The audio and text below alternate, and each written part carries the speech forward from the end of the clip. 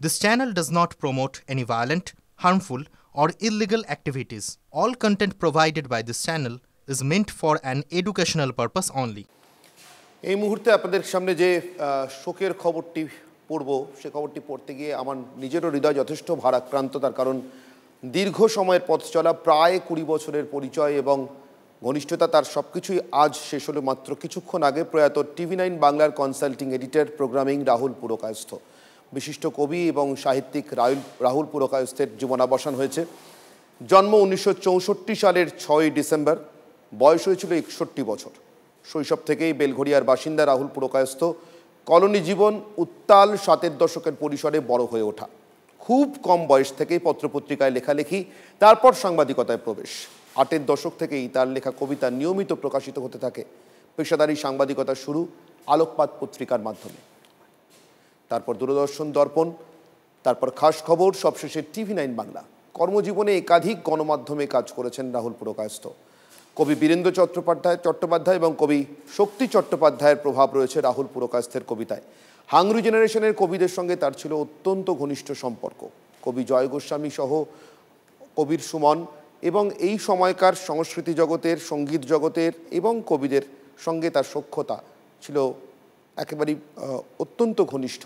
কবি হিসেবে পেয়েছেন পশ্চিমবঙ্গের শ্রেষ্ঠ কবি মধুসূদন পুরস্কার, পেয়েছেন বাংলা একাডেমি, কবিতা একাডেমি, বীরেন্দ্র চট্টোপাধ্যায় সম্মান, শক্তি চট্টোপাধ্যায় সম্মান, ভাষানগর সম্মান। এই মুহূর্তে আমাদের অ্যাসিস্ট্যান্ট এডিটর তন্ময় প্রামাণিক আমার সঙ্গে সরাসরি রয়েছেন। তন্ময়, রাহুলদার জীবনাবসানের খবরও আমাদেরকে পড়তে হচ্ছে এবং দিতে হচ্ছে। তন্ময়, দেখো, একেবারেই বাংলা সাহিত্য জগৎ বলি বা বাংলার ভাষা জগৎ বলি, যেখানেই বলি না কেন, রাহুল পুরকায়স্থ, কবি রাহুল পুরকায়স্থ, রাহুল দা এবং সাংবাদিকতার জগতের একটা পরিচিত নাম রাহুল পুরকায়স্থ আজকে একটা অধ্যায় শেষ হলো।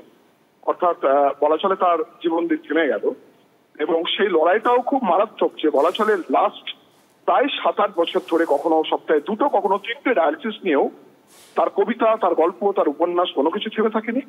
প্লাস তিনি যেখানে যখন কাজ করেছেন, সেটা কোনো পত্রিকা অফিস হোক, কোনো চ্যানেল হোক, এখন তিনি TV9-এ যুক্ত ছিলেন, সেখানেও একের পর এক অন্য ভাবনার স্বাক্ষর রেখেছেন। মানুষটা একবার বেডে শোন, একবার বেড থেকে যখন উঠে বসেন, সেই সময়কালের মধ্যে তার ভাবনার জগৎ এতটাই বিস্তৃত যে হয়তো আমাদের নাগালের বাইরে, যে কারণে রাহুল পুরকায়স্থ সকলের কাছে এতটা প্রিয়। আজকে তার জীবন দিক থেমে গেল 2টো দশক এবং দীর্ঘ লড়াই, প্রায় বলা চলে 3 সপ্তাহের কাছাকাছি ভেন্টিলেশনে থাকা। সেখানে থেকেও বেশ কয়েকবার তিনি যখন সচেতনতা ফিরে আসে তখনও তিনি খোঁজ নিচ্ছেন অফিসে সবাই ঠিক আছে কিনা, এটা ওটা, উপন্যাস শেষ হয়নি, আমার একটা উপন্যাসে কাজ চলছে, এত কিছু তার প্রিয়জনদের আমাদের বলতে থাকতেন।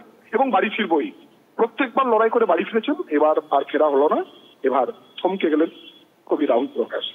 অনির্বাণ। তন্ময়, রাহুলদার সঙ্গে গণমাধ্যমের যোগাযোগ, দীর্ঘদিনের সাংবাদিকতার জগৎ তো ছিলই, খবরের কাগজের জগৎ, কিন্তু কবি রাহুল পুরকায়স্থ নির্দিষ্টভাবে আমাদের এখানে যখন কনসাল্টিং এডিটর, প্রোগ্রামিং ছিলেন, তার আগেও তার সঙ্গে তোমার কাজ করবার দীর্ঘ অভিজ্ঞতা রয়েছে। সেই অভিজ্ঞতাগুলোর কথা যদি বলো, এই গণমাধ্যমে কি করে নিউজ সিরিজ নামক একটা অদ্ভুত জিনিসের জন্ম দিতে হয়, আর জন্ম দেওয়ার পর তাকে কিভাবে বড় করতে হয়, লালন পালন করতে হয়, তোমার সেই অভিজ্ঞতাগুলোর কথা যদি বলো। দেখো, যেরকম দেখেছি রাহুলদাকে কাছ থেকে, হয়তো একটা উনি মুক্ত গগনে যখন তখন থেকে দেখেছি, তার আগে পাইনি। সেই জায়গায় দাঁড়িয়ে কবি রাহুল পুরকায়স্থ একদিকে লেখক, কবি, সাহিত্যিক, যেভাবেই বর্ণনা করি না কেন, অন্যদিকে অদ্ভুত জীবন, বলা চলে মানে দুর্দম, যাকে দমন করা যায় না, যাকে আটকানো যায় না, যেভাবেই তুমি ব্যাখ্যা করো না কেন, যেখানে কোনো বাঁধন নেই, বাঁধনহীন জীবন তিনি কাটিয়েছেন। কোথায়, কখন, রাত্রে, দিনে, সকালে, বিকেলে ঘুরে বেরিয়েছেন। সেই জায়গায় দাঁড়িয়ে একটা মানুষ যখন মেইন স্ট্রিম সংবাদ মাধ্যমে আসছেন, তিনি পত্রিকাতে যখন কাজ করছেন সেখানকার মতো অন্য ভাবনা, তিনি যখন অডিও ভিজুয়ালে আসছেন, খাস খবর 1998-99, তার আগে থেকে আরো অন্যান্য পত্রিকাতে, অন্যান্য বলা চলে তখন বই আসতে শুরু করেছে, সেখানে তিনি কাজ করে একদম অন্য স্বাক্ষর রেখেছেন। দীর্ঘদিন কাজ করেছেন 24 ঘন্টা চ্যানেলে, সেখানে তিনি অদ্ভুত অদ্ভুত যে বিভিন্ন প্রোগ্রাম, তারপর TV9, সেখানে একটা অন্যরকম ভাবনা বাংলা সংবাদ জগতে। তুমি যেটা বলছিলে নিউজ সিরিজ শুধু নয়, সেখানে বলা চলে অন্য দুর্গা, অর্থাৎ এমন নারীদেরকে খুঁজে বের করা হতো, মানে মানে অন্যরকম একটা তারা দৃষ্টান্ত রাখছেন সমাজে। সেই জায়গায় দাঁড়িয়ে একেবারে আলাদা আলাদা ক্ষেত্র যে মানুষগুলো কোনোদিন লাইমলাইটে আসে জায়গায় থাকেন, সেটা নক্ষত্র সম্মান হোক, সেটা অন্যান্য চিকিৎসকদের সম্মান দেওয়ার ক্ষেত্রে হোক, স্বাস্থ্য সম্মান হোক, সব ক্ষেত্রে অন্য ভাবনা, অন্য চিন্তা এবং একেবারে অন্য জগতের প্রতীক ছিলেন রাহুল পুরকায়স্থ। একেবারেই তন্ময়, আমাদের সঙ্গে থাকো। কবি, বিশিষ্ট সাহিত্যিক, বাংলা সাহিত্য জগতের অন্যতম নক্ষত্র। এই রূপে কবিতা ক্রমে ক্রমে মৃত্যুর দিকে যায়। এপিটাফ সকলেই লিখে যান, শক্তি চট্টোপাধ্যায় লিখে গিয়েছিলেন। রাহুল পুরকায়স্থের বড় পছন্দের কবি। রাহুল পুরকায়স্থ যাকে অনুসরণ করেন বলতেও দ্বিধাগ্রস্ত হতেন না। সেই শক্তির লেখা এপিটাফি কি কোথাও রাহুলদার মনেও পুঞ্জীভূত হচ্ছিল একটু একটু করে? তাই লিখে গেলেন এমন লাইন। রাহুল পুরকায়স্থ তার সারা জীবনের লেখা কাব্য এবং গদ্যের সঙ্গে সঙ্গে গণমাধ্যমের কাজের জন্য সারা জীবন বাংলা টেলিভিশন, বাংলা গণমাধ্যমের ইতিহাসের সঙ্গে ওতপ্রোত হয়ে থাকবেন। তার স্মৃতি এই স্মৃতি যাওয়ার নয়। কিছুক্ষণ আগে তন্ময়ের সঙ্গে কথা হচ্ছিল নিউজ সিরিজ নিয়ে। গণমাধ্যমেও যে প্রান্তিক মানুষের কথা এমনভাবে তুলে আনা যায়, যাদের কথা বারবার ঘুরে ফিরে এসছে তার কবিতায়, গণমাধ্যমেও যে মানুষের প্রতি প্রেমের কথা এমনভাবে তুলে আনা যায়, শুধুমাত্র মানুষের প্রতি প্রেম থেকেই গণমাধ্যম যে এমনভাবে খবর করতে পারে, খবরের সিরিজ করতে পারে, তা রাহুল পুরকায়স্থ পরিচালিত, রাহুল পুরকায়স্থের চেতনা থেকে বেরিয়ে আসা নিউজ সিরিজ না দেখলে, তার সঙ্গে না জড়ালে সত্যিই বোধহয় বোঝা মুশকিল। শুধুমাত্র নিউজ সিরিজ নয়, আরও অনেক কাজ। সুকল্প চট্টোপাধ্যায়, বিশিষ্ট প্রকাশক, মান্দাস প্রকাশনীর কর্ণধার, আমার সঙ্গে এই মুহূর্তে রয়েছেন। সুকল্প, অনির্বাণ রয়েছি তোমার সঙ্গে। আমার সত্যি সত্যি কিছু বলার নেই। এই খবরটা তুমি পেয়েছো সুকল্প, আমার শুধু তোমার কাছ থেকে তোমার স্মৃতিতে এই মুহূর্তে যা আসছে তুমি যদি বলে যাও। কি বলবো, মানে রাহুল দাস মৃত্যু নিয়ে আমাকে বলতে হবে? তুমি তো জানো সবটাই। আসলে শৈশব এই মানুষটার সঙ্গে জড়িয়ে থাকা, মানুষটার প্রতিদিনের কবিতা লেখার সঙ্গে জড়িয়ে থাকা, প্রত্যেক দিন তার রাত্রিবেলা যে লেখাগুলো হতো সেগুলো কখনো মাঝরাতে পড়ে শোনাতো, কখনো ভয়েস রেকর্ড করে পাঠাতো, কখনো ভোরবেলা ফোন করে ঘুম থেকে তুলে কবিতা শোনাতো। এইভাবেই মানে দিনের পর দিন আমরা একসাথে কাটিয়েছি। কলকাতা শহরের বুকে রাহুল পুরকায়স্থর সঙ্গে কাটিয়েছি। সেইভাবেই চলেছে একটা বড় সময়, জীবনের প্রায় 25 বছর 26 বছরের সঙ্গ বলা যায়। প্রতি দিনের প্রাত্যহিক একটা অভ্যেস। এই সম্পর্ক যেখানেই থাকি না কেন, রাত্রিবেলা হলে অন্তত, মানে শেষকালে হয়তো দেখা খুব বেশি হতো না, কিন্তু প্রতিদিন রাত্রিবেলা তার ফোন আসতো। প্রকাশনা শুরু করার পরেও নতুন নতুন আইডিয়া, এইটা এরকম করা যায়, এটা ওরকম করা যায়। লাস্ট তো আমার সঙ্গে ভেন্টিলেশনে যেদিন চলে গেল, সেদিন ভিডিও কল করে আমার সঙ্গে কথা বলতে চাইলো, বর্ণালীদি ধরিয়ে দিলেন। বললো আমরা কত ভালোবাসায়, কত প্রেমে, কত অপ্রেমে, আমরা কত ঝগড়া করেছি, আমরা কত ভালোবেসেছি এক অপরকে। সুকল্প, তুই আসবি না দেখতে? তারপর যেদিন দেখতে গেলাম ভেন্টিলেশনে ঢুকে গেছে, কিন্তু অদ্ভুত অফুরান জীবনী শক্তি এই কবির। সেখান থেকে যখন বর্ণালীদি বলছে যে সুকল্প এসছে, তোমার বড় ছেলে এসছে, তখন চোখ মিলে তাকালো ভেন্টিলেশন থেকে, চোখ মিলে তাকিয়ে আবার চোখটা বন্ধ করে দিল। অনির্বাণ, না আমি আর এখন কিছু বলতে পারবো না। সুকল্প, তোমাকে ধন্যবাদ জানাবো না, কিন্তু এই শোকের সময় এই শোক কাটিয়ে ওঠার সামর্থ্য তোমাকে ঈশ্বর দিন, নিশ্চিতভাবে সে কামনা করব। সুকল্প চট্টোপাধ্যায়, বিশিষ্ট প্রকাশক, মান্দাস প্রকাশনীর কর্ণধার। রাহুল পুরকায়স্থ যাকে প্রকাশ্যেই নিজের বড় ছেলে বলে পরিচয় দিতেন, আমাদের সঙ্গে ছিলেন।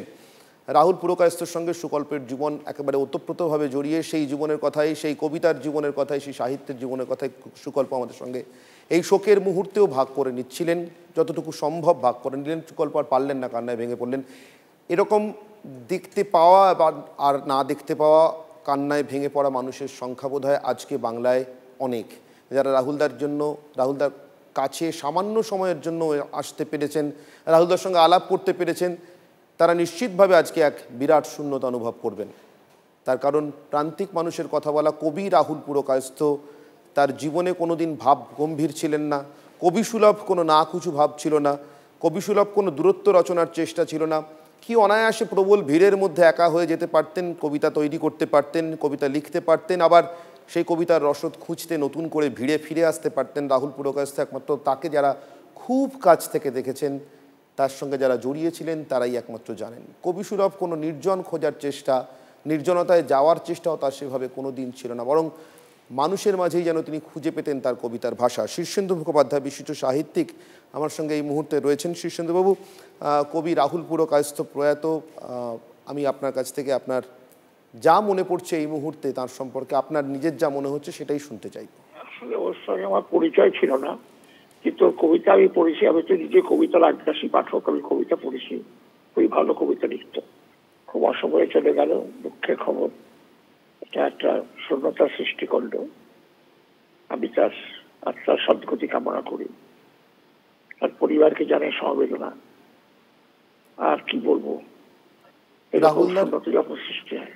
রাহুলদার লেখা কোনো বিশেষ কবিতার লাইন বা কবিতার বই শীর্ষেন্দুবাবু এই মুহূর্তে আপনার যদি মনে পড়ে? এখন তো বয়স হয়ে গেছে, এখন তো মনে পড়বে না, মনে কিছু নেই। কবিতা পড়েছি বিভিন্ন জায়গায়, বিভিন্ন পত্রপত্রিকার কবিতা অনেক পড়েছি। অনেক ধন্যবাদ শীর্ষেন্দুবাবু। বিশিষ্ট সাহিত্যিক শীর্ষেন্দু মুখোপাধ্যায় আমাদের সঙ্গে ছিলেন। কবি রাহুল পুরকায়স্থের কবিতার তিনি অত্যন্ত ভক্ত ছিলেন, বলছিলেন যে আমি আগ্রাসী পাঠক কবিতার, তার কবিতা অনেক পড়েছি। রাহুল পুরকায়স্থের কবিতা জীবন বা তার কবি জীবন সম্পর্কে অনেকেই অনেকটা জানেন, কিন্তু ময়দানের পানশালা নামক একটি যে স্বল্প গদ্যের গ্রন্থে ময়দানের রকমারি পানশালা আর সেই পানশালার নিয়মিত ভিজিটারদের নিয়ে এমন গদ্যময় কবিতা লেখা যায়, তা বোধহয় যারা এই বইটি পড়েননি, ছোট পুস্তিকাটি, বইও বলবো না, পুস্তিকাটি যারা পড়েননি তারা বোধহয় সত্যি ধারণা করতে পারবেন না। কবিতার পাশাপাশি এমন অসংখ্য গদ্যের, কাব্যময় গদ্যের জন্ম দিয়ে গিয়েছেন রাহুল পুরকায়স্থ। সেই কাব্যময় গদ্য ছড়িয়েছিল গণমাধ্যমেও। আমি নিউজ সিরিজের কথা বারবার বলেছি, TV9-এর দর্শকরা জানেন, আপনারা এই নিউজ সিরিজ তারই মস্তিষ্ক প্রসূত, তারই পরিচালনায়, তারই সক্রিয় সৃষ্টিতে এগিয়ে চলা বাংলা গণমাধ্যমের অন্যতম দিশারি একটি অনুষ্ঠান, যা প্রতিদিনের খবরের উপাদান থেকে প্রান্তিক মানুষের জীবনের কথা তুলে নিয়ে আসত। তার মধ্যেও এক অদ্ভুত কাব্যময়তা ছিল। কবি সুবোধ সরকার এই মুহূর্তে আমাদের সঙ্গে রয়েছেন। সুবোধবাবু, আপনার সঙ্গে তো আমি জানি না কতদিনের পরিচয়, দীর্ঘ। আমি আপনার কাছ থেকে এই মুহূর্তে আপনার যা মনে হচ্ছে রাহুলদা সম্পর্কে, রাহুলদাকে আপনার দেখা, রাহুলদার সঙ্গে আপনার পরিচয়, এক পথ চলা একসঙ্গে, জানতে চাইব সুবোধবাবু। রাহুল পুরকায়স্থ, কবি রাহুল পুরকায়স্থের সঙ্গে আমার দীর্ঘদিনের যোগাযোগ, বন্ধুত্ব এবং পারিবারিক বন্ধুত্ব। সে প্রায় 4 দশক বা 4 দশকেরও বেশি। রাহুল যখন প্রথম লিখতে এলেন 80-র দশকে, জয়দেব বসু, মল্লিকা সেনগুপ্ত, রাহুল পুরকায়স্থ এরা সব একসঙ্গেই প্রায় লেখালেখি একটু পরে শুরু করেছিলেন। তো সেই দিক থেকে আমি বলবো রাহুল নিজের জায়গাটা, কবি হিসেবে যে নিজের একটা ইউনিক একটা জায়গা থাকে, প্রত্যেক কবির থাকা উচিত, তাহলেই তো তাকে কবি বলা যায়।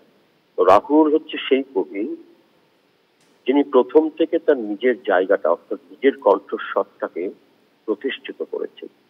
রাহুল যে বিশ্বাস করতেন যেভাবে কবিতা লেখা, দীক্ষিত পাঠক শ্রেণী তৈরি করেছিলেন তিনি হয়তো বহুজনের জন্য লেখার কথা ভাবতেন না। তার একটা গভীর রাজনৈতিক বিশ্বাস ছিল, যেটা অনেক ব্যপ্ত হয়তো, কিন্তু কবিতার দিক থেকে তার একটা সম্পূর্ণ অন্যরকম চেতনা কাজ করত। ছোট ছোট কবিতা লিখতেন, খুব অ্যাফোরিস্টিক স্টাইলে কবিতা লিখতেন, কিন্তু কবিতাগুলো অত্যন্ত গুরুত্বপূর্ণ এই কারণে আমার মনে হয় যে বাংলা কবিতায় সমর সেনের পর রাহুল পুরকায়স্থ এই ছোট ছোট কবিতা লেখার ব্যাপারে এত বাংময় হয়ে উঠেছিলেন যে সত্যি তার খুব বড় কবিতা আমি কখনো প্রায় পড়িনি বলতে গেলে, খুব একটা দুটো হতে আছে। আমি মনে করি তার একটার পর একটা বই যেরকম ভাবে আলোচনার বিষয়বস্তু হয়ে উঠেছে বাংলা কবিতার দীক্ষিত পাঠকদের মধ্যে, এবং তিনি অত্যন্ত গুরুত্বপূর্ণ কবি হিসাবে বাংলা ভাষায় প্রতিষ্ঠিত হয়েছেন। তার এই অকাল প্রয়াণে আমি অত্যন্ত গভীরভাবে শোক স্তব্ধ। তার পরিবার এবং তার বন্ধু পরিজন সবাইকে আমার সহমর্মিতা। রাহুল, তুমি যেখানেই থাকো ভালো থেকো, এছাড়া আর কি বলবো, অনেক কষ্টের ধন্যবাদ। থেকে বলতে হচ্ছে ভালো থেকো। অনেক ধন্যবাদ সুবোধদা। কবি সুবোধ সরকার আমাদের সঙ্গে ছিলেন। শেষ করব এই হুইল নিউজ বুলেটিনের শেষ করব একটি কথা বলে। রাহুলদাকে একদিন কিছুটা মজার ছলেই হয়তো জিজ্ঞাসা করেছিলাম, রাহুলদা এই যে মানুষ মরে যান তারপর কোথায় চলে যান, যদি এক কথায় বলি কোনো দিকশূন্যপুরের দিকে, ধ্বনি ওঠে, স্লোগান ওঠে অমর রহে, তুমি এতে বিশ্বাস করো? রাহুলদা বলেছিলেন অমর কিছু থাকে না রে, অমর থাকে শুধু ভালোবাসা।